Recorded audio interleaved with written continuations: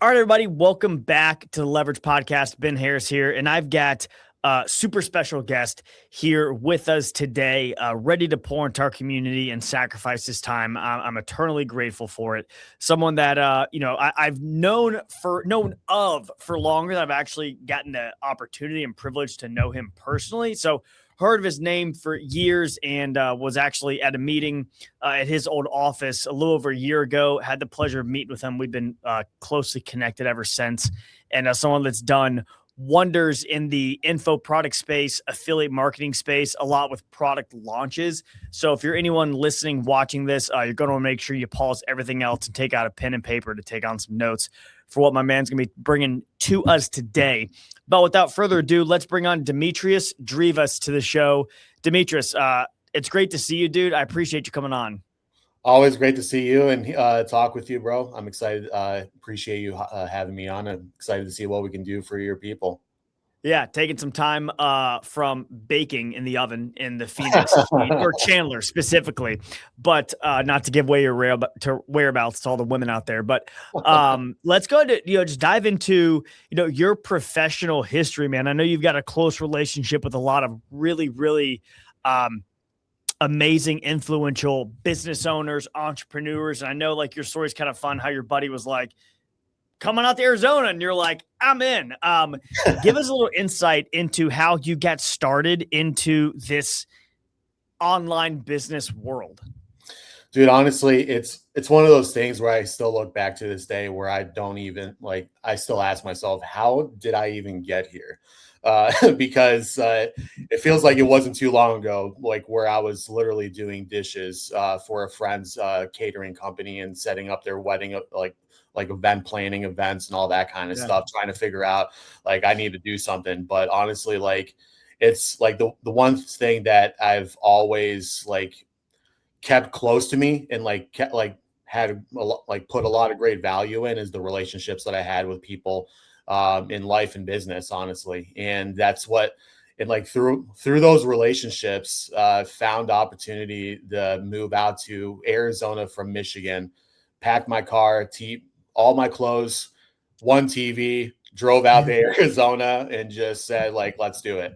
And through those relationships that I built in previous years, they gave me the opportunity, like the work for mastermind.com, where it was Tony Robbins, Dean Graziosi, two guys that I looked up to and read their books and went through the personal development for years prior. And it was like ever since then, it's been pretty great. And I learned a lot from guys like those two. I could only imagine. So when you made the move across the country, was it for mastermind.com? Was it opportunity that led to?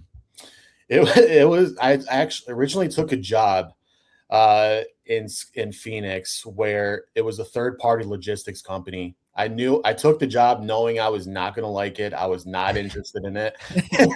It was just one of those things that just had to get out of my out of the state of Michigan and just find opportunities.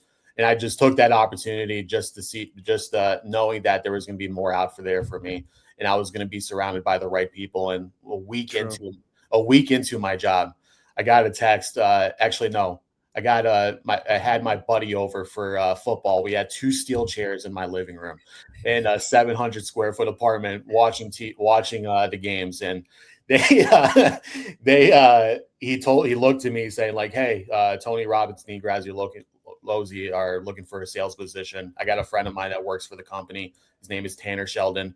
Like, are you interested? I'm like, look at him. And I'm like, yes, like for the love of humanity, please let me, like, I would love that. Yeah. And that's awesome.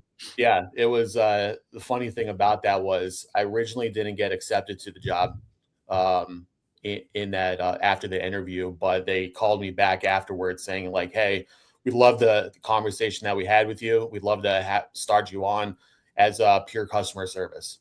And are you interested? I'm like, yes, please. Like, absolutely. Like they asked me, is this money good enough? And I'm like, perfect. Don't care.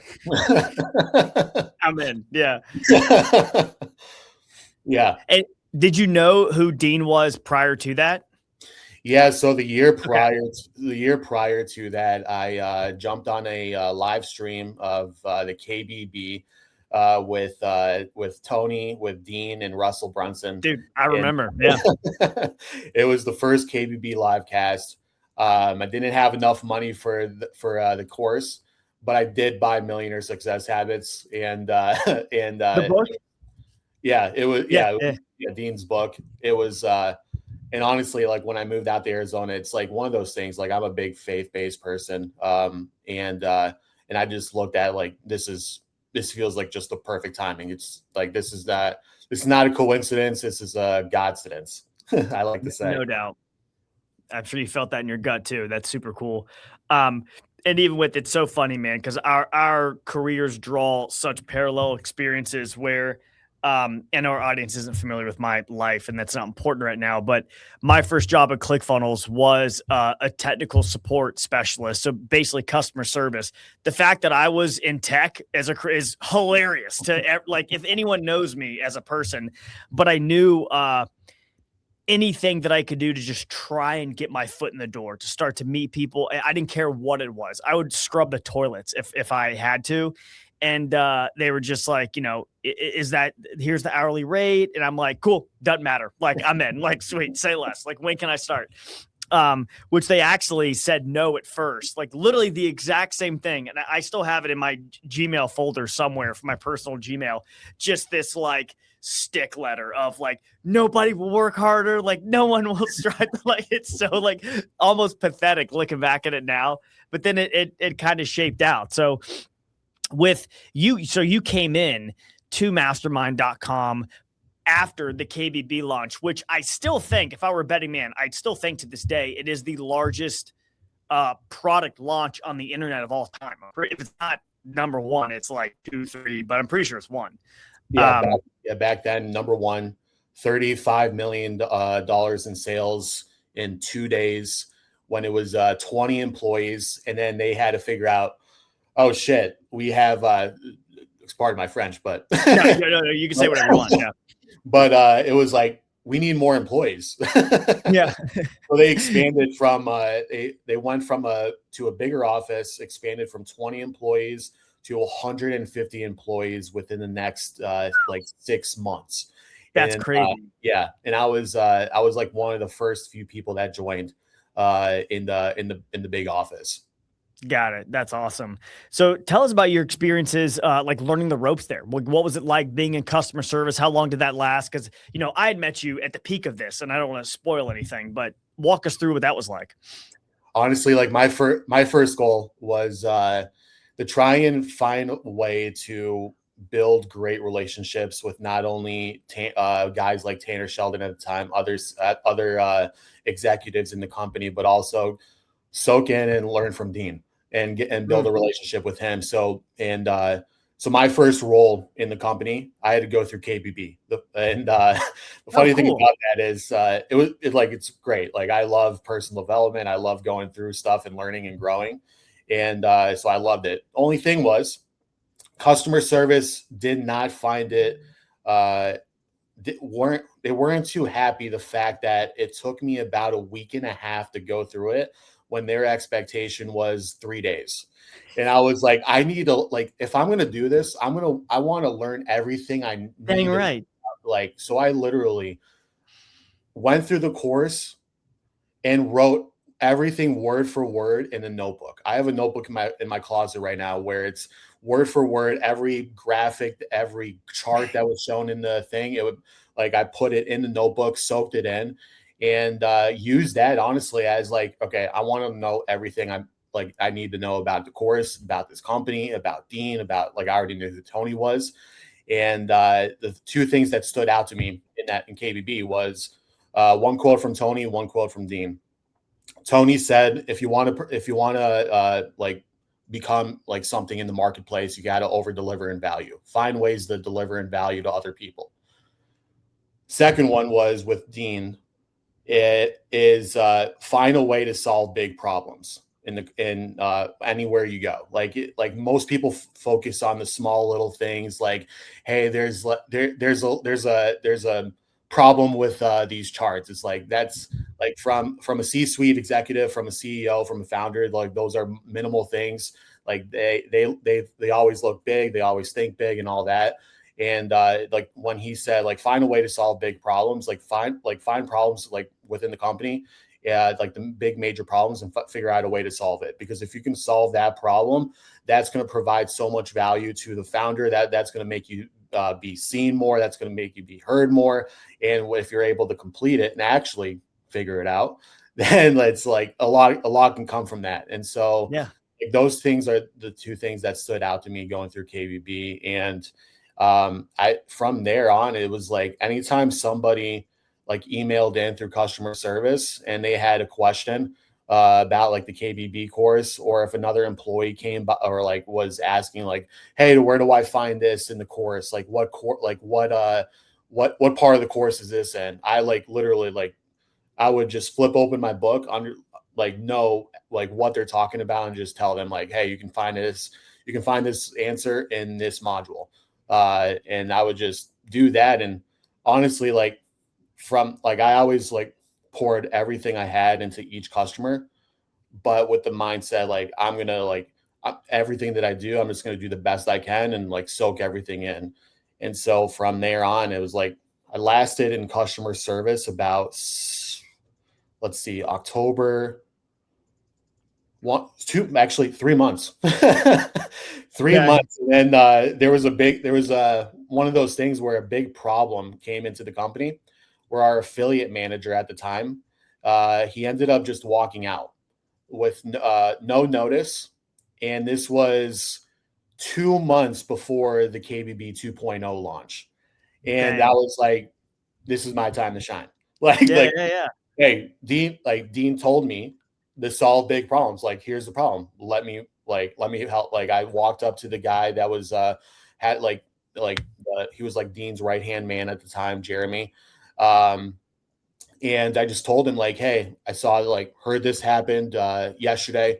Love to see if I can help out you in any way throughout this whole entire launch, because not only did this guy had to run the whole entire company, do all the operations, the sales, all that, but now he just had another dump of a workload of the KBB affiliates, which was 3,000 affiliates that year, just dumped onto him. Yeah. And I was like let me do it.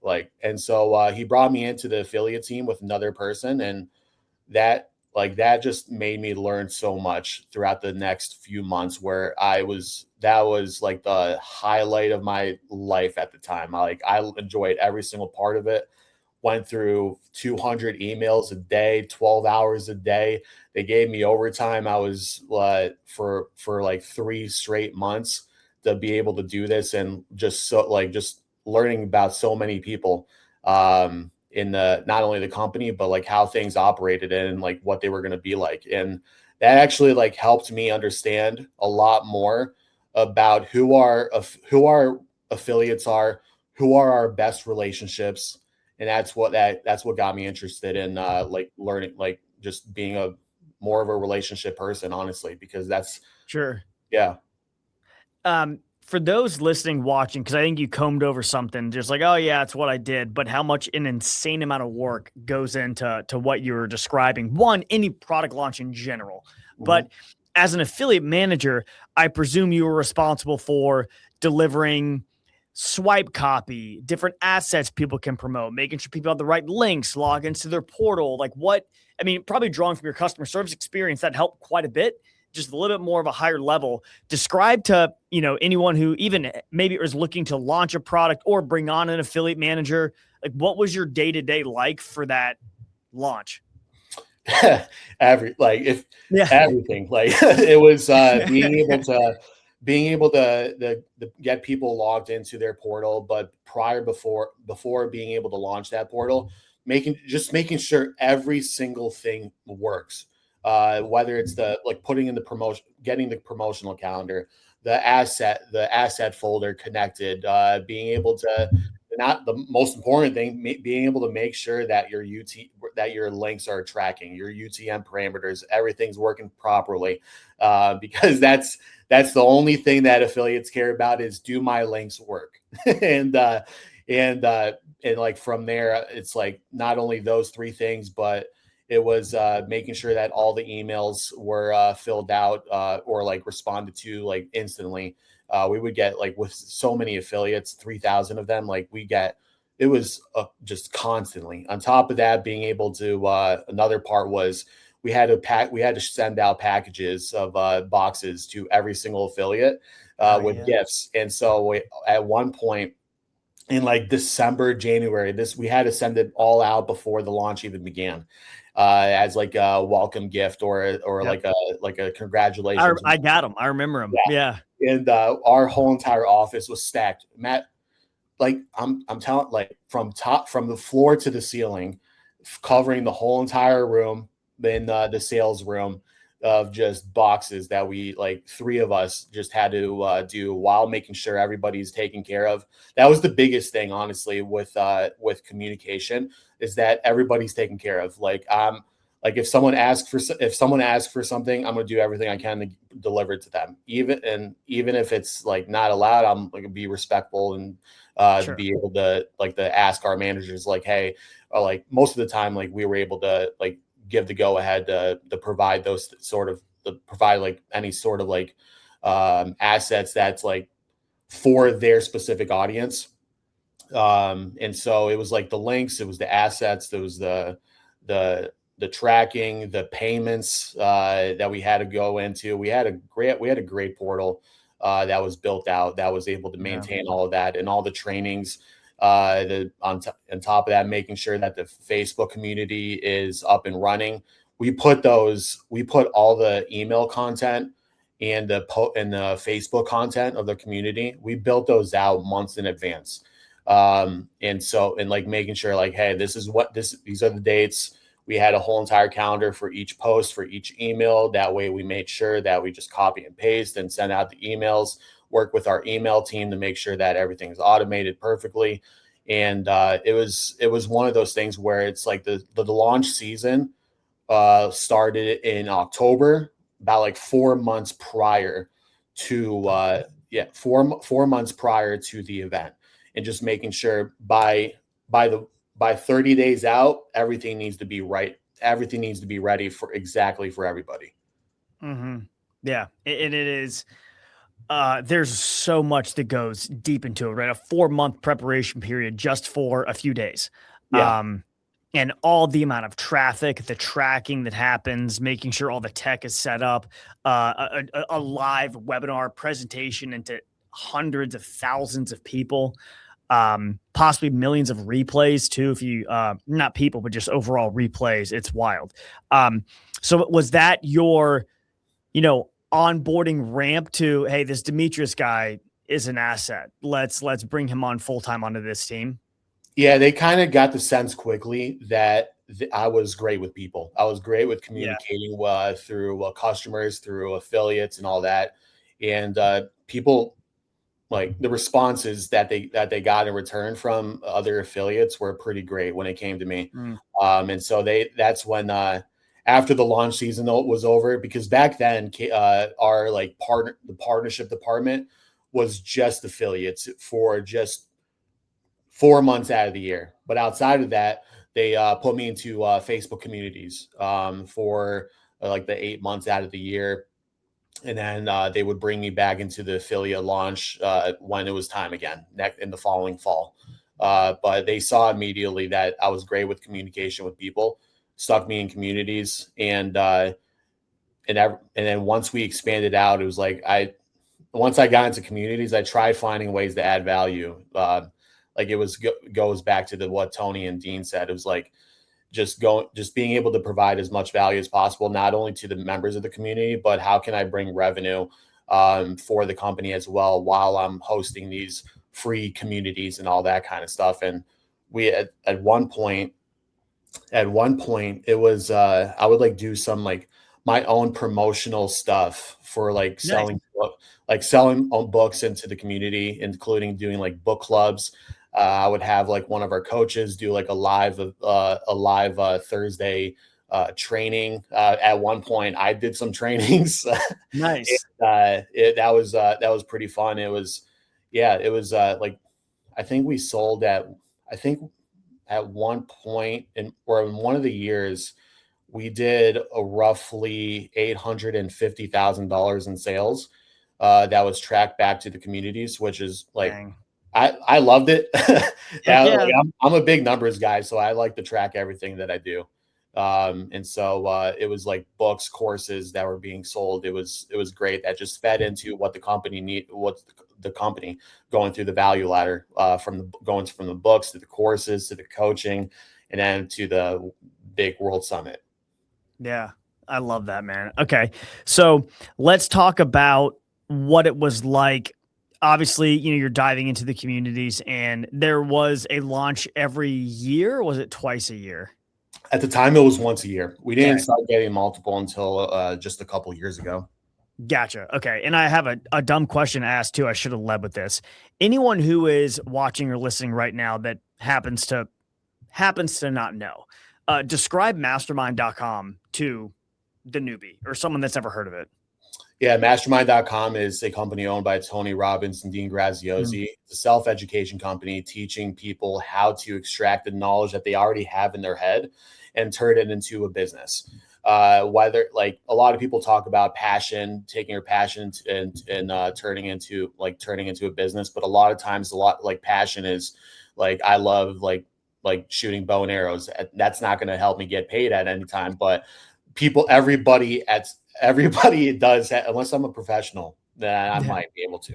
But it's like, and the premise of it was like everybody has a skill set that they've learned throughout their entire life, whether it's like whether it has to do with like math, whether it has to do with science, or it could be as simple as whether it has to do with like for me, for example, I love building relationships with people. I love being able to build relationships, but like find ways that like add value into people's lives.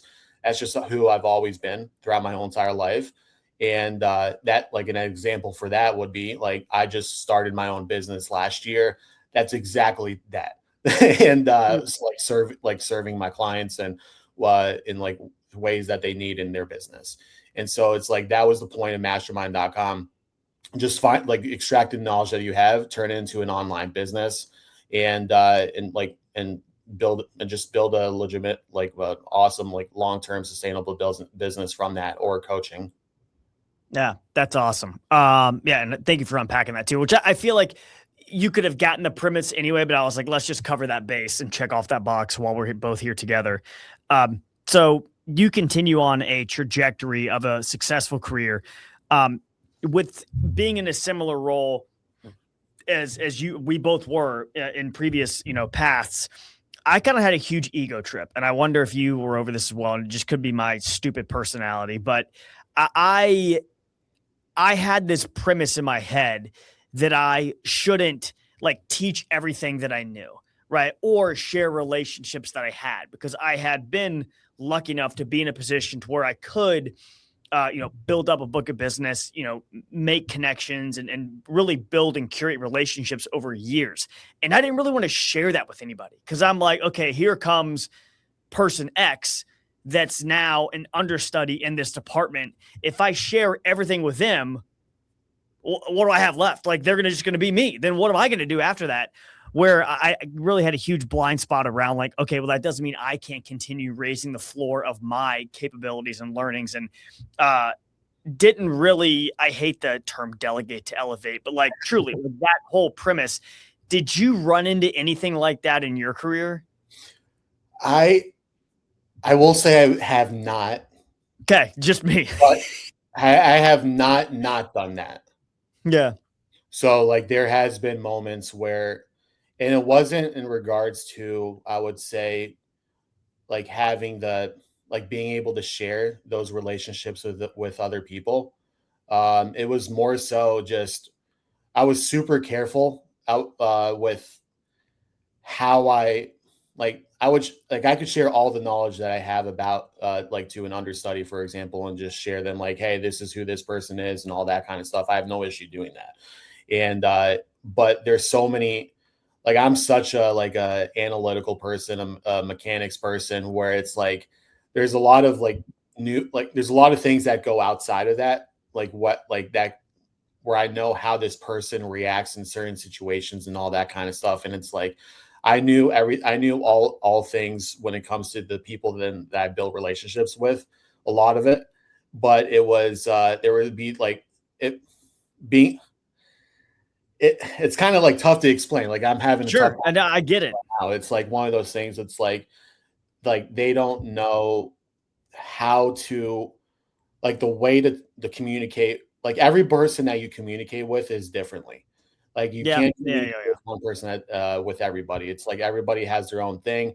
And on top of that, being able to communicate with a person, knowing that there's another thing like that's happening around that person and type of relationships that might affect, it's a whole entire web where that's where I've always been careful with like how I like shared those relationships, knowing that whole entire web where if like one thing falls off, the whole entire web could potentially fall off.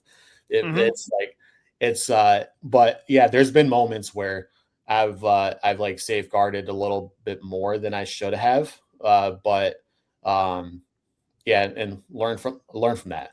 But it was like one of those things where like I've always loved building relationships, and that was the thing that I was most passionate about in yeah. There's something neat about curating an experience, a handshake, or whatever that leads to like something incredible. And again, maybe it's ego, maybe it's not, but it's like cool to be like, that would have happened without me. Or like even just them like, yo, I appreciate that. Like this is like, cause I want everybody to do well. And it's like, I like seeing, it makes me feel good about myself. I don't know. I've also had the instance where like my manager at the time, when I first got into the affiliates, like he told me, hey, don't talk to if there's anybody in the top 50, don't talk to them. Just pass it off to me and all that kind of stuff. So that's where like you learn from the people that that taught from that you learn from. Yeah. Right. So you as a professional and as a person, reached a point where you're like, I think I'm meant for something more. Like, not that you hated your job or your career or anything. And I think this is the piece of your story that resonates the most with our audience, given that we do have a large community of mainly entrepreneurs, business owners, and more than likely in the online space. So tell us about like that moment where you're just like, I think I have to go this way. What was that like? Yeah, I've always, while I mastermind, I was always been told like that I have to understand timing when it comes to being in a large company. And I've always been a person that loved to move fast. If I had an idea, I wanted to act on it. Even if I thought in my mind, listen, even if I pursue these sort of things like to help build a company, it's not going to take away time from anybody else. Like I can do this way. Like here, like I would plan everything out, and they would just say like, hey, it's just not the right time right now. We love the idea, but it's just not the right timing. And like when it got to the point where like I left mastermind.com in like such good spirits. I had great conversations with Dean. I had great conversations with so many people in the company before I left, and just letting them know like, hey, this is where I'm at. But at one point I knew, like, not only did I have the thought that I knew I was meant for more, but I knew that what partnerships meant to mastermind.com could have been so much more at the time, when it was purely just affiliates. And I would try and like branch it out into other areas where we could help not only deliver value to our partners who have worked with us in the previous years, but that would directly tie back to our community members and just create even more fulfillment for our customers. Like we had a platform where it was purely online education and all that kind of stuff. So I just had the idea, like, let's bring on some of these our partners to teach in front of our audience in certain ways, whether it was courses and all that. And like it was still kind of moving fast. And one of the things that like it just came to the point where at one point where like it was kind of those things was like we can still do so much more. Yeah. And if the company's not able to do it, or if there's no like path to being able to do that anytime soon, then I would just take it upon myself and go out on my own to be able to do that, which I did. And how I did that was I took all the things that I wanted to do at mastermind.com and just create a place for entrepreneurs where I can provide ways to put the spotlight on them. Like that's what I wanted to do at Mastermind. I just wanted to put the spotlight on our partners because my job in the manager of the affiliates and the partnership department was to not only maintain relationships within everybody in the industry that we worked with, but like bring in new relationships as well. And my job was to do everything I can to help them win. And so I took that and used the relationships that I have to be able to like provide them ways to win, whether it was speaking opportunities, whether it was bringing on partnerships for them, brand deals, channel partners, find ways to or affiliates too, and just find ways to provide value with them, kind of be like a consultant per se. It's kind of like a talent management company, but for entrepreneurs and influencers. That's super cool. And what was that, even real quick, and we'll tie a bow on this, from your days at mastermind.com, what was that conversation like? I say that because I've done it, and it like, your stomach is churning and you're just like, I don't really like if I feel like I'm disappointing somebody. And in turn, I really wasn't at all, but I thought that I was. So I was stomachs and knots, having that conversation of, I am going to be going elsewhere for these reasons. And then kind of, what was that like for you? I guess you have to share details, but were you nervous? Yeah, it was tough. It was tough for me to be able to do, just because it wasn't something that I had to do that I was against the company with. Like I loved the environment. I loved the people that I worked with, loved learning from Dean, and the conversations that I had with him too, which was like towards the final, like 6 months, like some of the best conversations that I've had in a workplace in my entire life.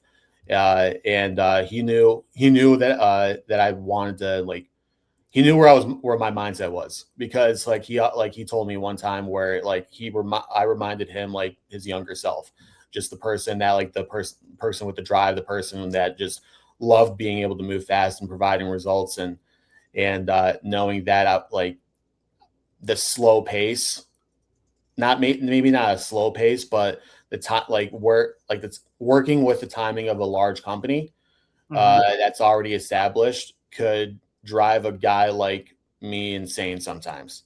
But he would act as the same way a few times as well.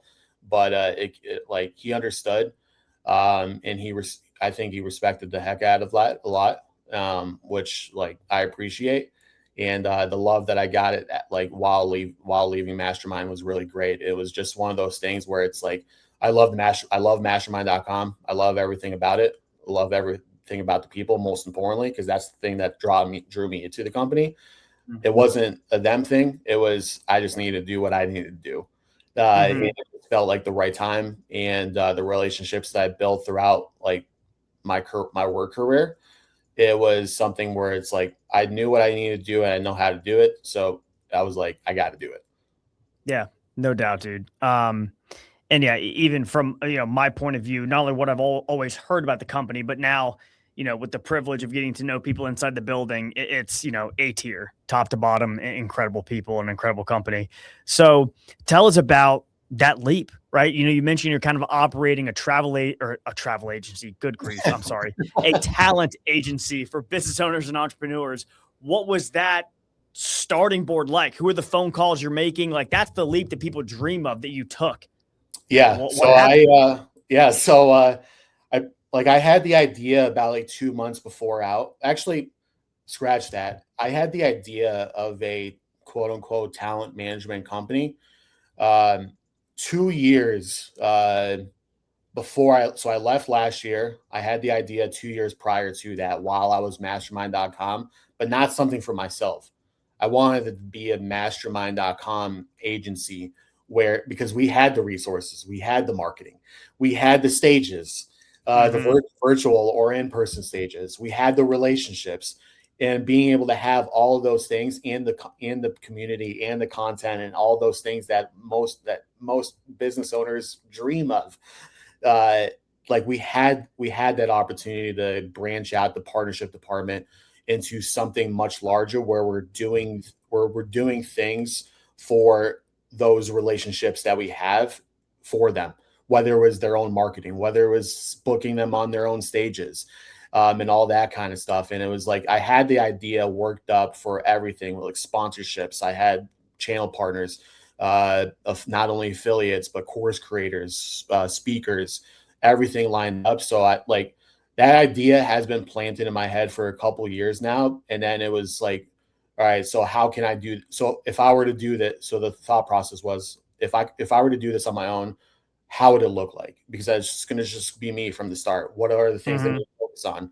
And the things that I was able to focus on quickly was, okay, people who like stages, being able to book people on keynote stages, and then sponsorships, brand deals. And those are the three like early pillars that I can work on with my company. And so from there on, I just reached out to one person, my first person who, I've been blessed to have a great relationship with her over the years, but Heather Monahan. So I reached out to her and saying like, hey, I would love to work with you on this. She always pushed me to be able to do my own thing. And just because like that's where her history came from, being able to be in a C-suite executive position, and knowing that she was meant for more. And from there on, from in the last 6 years, she's become one of the top keynote speakers in the world. But that was just based off having the confidence to take that leap of faith from going from job and doing her own thing. And so she understood where my mindset was, and for her to be on our journeys together. Like it's pretty amazing. I really cherish that relationship a lot. And so it's like one of those things, like I work with people that I know I can, like, where it has to be a win-win. If it's not a right fit or the relationship wise, I'm not going to just do something just because I want the quick money grab or anything like that. It has to be something long-term. It has to be something where like I believe in the person and the person believes in me in order for it to work. And so like, it was like one of those things, like the sales pitches, it wasn't really a sales pitch at all for so far for anybody. It was just because like the relationships that I already built, they already knew who I was and trusted, and I trusted them. And it was just, it's been great. Some great partnerships so far. That's awesome, man. And as you have done that, not only started it successfully, scaled it. We go into, Leverage podcast, right? I used to call it the delegation roundtable, where you reach a glass ceiling, a threshold where it is impossible to do everything yourself.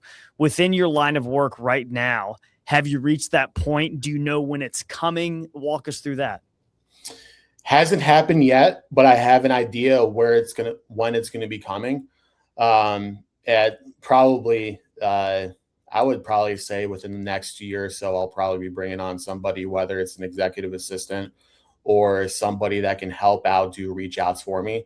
And so like right now, I'm maximizing like my clientele list to a certain not like 5 people, like to a certain number, which is 5 right now, to where I know I can do all these things in my time frame. Like within the hours that I have, 7 days a week, to work on these 5 people and provide them the biggest wins and make them consistent. From there on, we can branch out not only and scale up on the clientele list, but the employee list as well. If that makes sense. That's awesome. Yeah. Yeah, 100%. I got to tell you, man, like, you're a breath of fresh air every time, like, we get to hang or any room you walk into. For people that are, part of our audience, how can they, connect with you or what you do? Where do we need to send them? Yeah, I'm easy to connect with on Instagram, Demetrios Drivas, at Demetrios Drivas, and from there, always love connecting with like-minded people, people, especially people that are like the entrepreneur mindset, looking to get out from their own position into like this, do their own thing, or even like the entrepreneur, like the entrepreneur, like they're molded in a way where it's like they I just love those. Like, it's great conversations all the time, and so like I'm always happy to connect with everybody anytime on Instagram, and that's probably the easiest way for sure. Cool, man. Dude, I appreciate you. And, I know your time is valuable. Appreciate you carving out some for us. And hopefully we'll be seeing you sooner than later, man. Love it, yeah, for sure. Love to have you out here. We can hit a round of golf sometime. Hey, I'd love that, man. Cool. See you later. See ya.